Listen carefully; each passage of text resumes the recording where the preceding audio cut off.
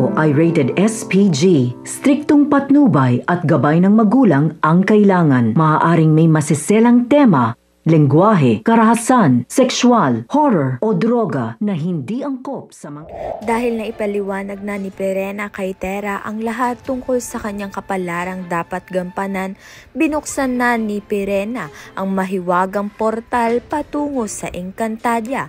Hindi man nabawi ni Perena ang kanyang brilyante mula kay Olgana, nakatagpo naman niya si Tera at ngayon magkasama na sila ang papasok sa bagong yugto ng laban. Ngunit wala pang sapat na lakas si Tera, kaya nang makarating sila sa Encantadia, hindi niya kinaya at nawalan siya ng malay. Pagkamulat ng kanyang mga mata, ang una niyang nakita ay ang kanyang ina na si Danaya. Dahil dito muling nagbalik ang kanyang tapang at nagkaroon siya ng lakas upang harapin ang mga Mineave, ang kalaban na dapat suungin nila Tera. Sa kabilang banda naman nga, matagumpay nang nakatakas sina Sangre Adamus at Flamara mula sa pagkakabilanggo ni Mitena. Sa kanilang muling pagkikita, buo na ang bagong henerasyon ng mga Sangre.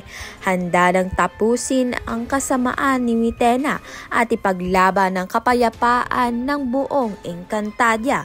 Kaya naman yan at iba pa ang dapat nating pakaabangan. Maraming salamat sa iyong panonood.